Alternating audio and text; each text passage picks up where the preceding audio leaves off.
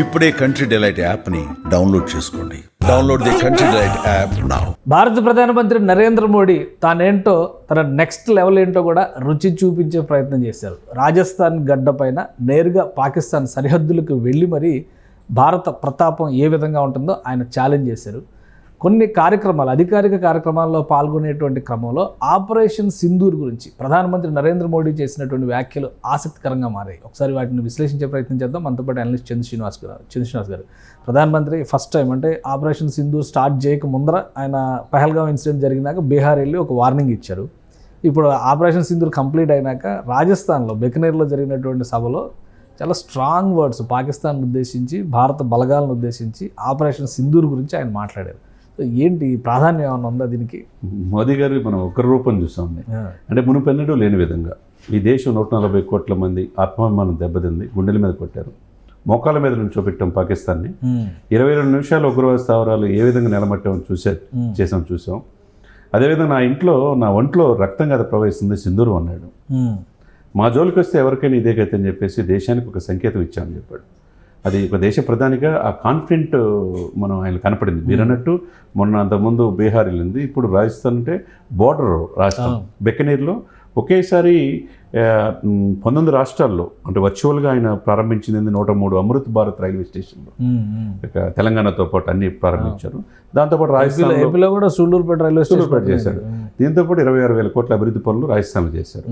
ఆయన మేము ఎవరికి భయపడం, మాకెవరు సుపీరియర్ కాదు, మమ్మల్ని ఎవరు కూడా దిశ నిర్దేశం చేయలేరు, మా జోలికి వస్తే ఎవరినైనా వదిలిపెట్టం, ఇది జస్ట్ శాంపిల్ మాత్రమే అని చెప్పి ఒక రకంగా ఆయన ఉగ్రరూపం ఎప్పుడు చూడని విధంగా ఆయన మాట్లాడాడని మనం అనుకోవాలి. కానీ అంటే ఇంత సీరియస్గా ఎందుకు మాట్లాడాల్సి వచ్చింది? ఇప్పుడు పాకిస్తాన్ ఏమో మాదే పై చేయి అంటుంది, మేము మొత్తం ధ్వంసం చేసాం, ఇండియా సరెండర్ అయిపోయిందని చెప్పని అక్కడ వాళ్ళు సన్మానాలు చేస్తున్నారు, సభలు పెడుతున్నారు.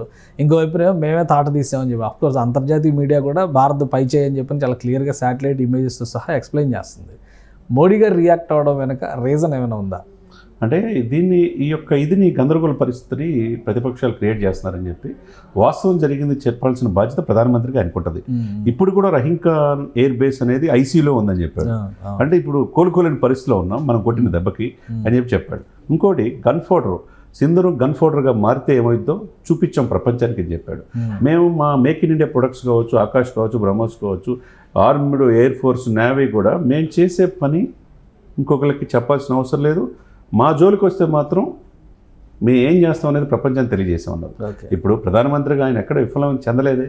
డే 1 నుంచి నిద్రలేని రాత్రుల నుంచి గడిపి అందరినీ సమన్వయం చేసుకోబట్టి ఈ రోజున 9 స్థావరాల మీద 22 నిమిషాల్లో ధ్వంసం చేసామంటే మా శక్తి ఏంటి అనేది ప్రపంచానికి వీఆర్ ద సుపీరియర్ అనేది తెలియజేశాడు. అంటే భారతదేశ సార్వభౌమత్వానికి నేనున్నాను, ప్రధానమంత్రిగా నా బాధ్యత అనేది ఆయన మాటలోనే మనం స్పష్టంగా. ప్రధానమంత్రి గారు ఒకవైపు ఏమో ఇది చెప్తున్నారు, ఇంకోవైపు నుంచి హోంమంత్రి గారు, రక్షణ మంత్రి గారు, విదేశాంగ శాఖ మంత్రి గారు వీళ్ళేమో బృందాలుగా ఆపరేషన్ సింధూర్ కొనసాగుతుంది అంటున్నారు. సో ఇంకేమైనా ఉందా దీనిలో పార్ట్ 2కి అవకాశం? ఇది ఇప్పుడు ఆగదండి, ఇది కంటిన్యూగా ఉంటుంది. వాళ్ళకి భయం అనేది వాళ్ళకి కలిగించేసింది. మళ్ళీ సింధు నదిలో ఒక్క ఇది కూడా బొట్టు కూడా నీళ్ళు ఈయనన్నాడు. అంటే ఏంది, దీని మీద చర్చలు ఏముండవు, తీవ్రవాదం మీద ఉగ్రవాదం మీద పిఓకే మాది, కాశ్మీర్ మాది, ఉగ్రవాదం అంతం చేసే విషయంలో తప్పితే మీతో చర్చలు ఉండవని చెప్పేశాడు.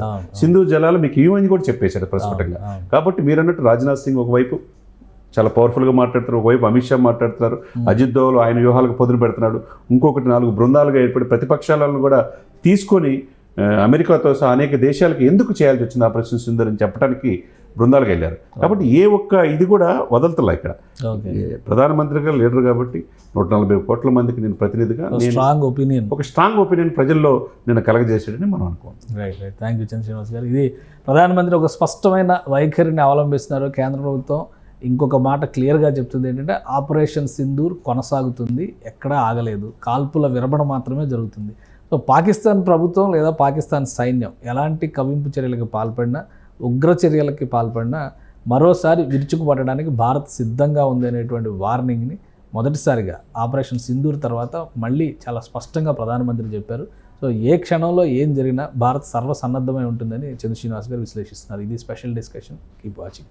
సుమన్ టీవీలో మీ పర్సనల్ అండ్ బిజినెస్ ప్రమోషన్స్ కోసం కింది నెంబర్కి కాంటాక్ట్ చేయండి.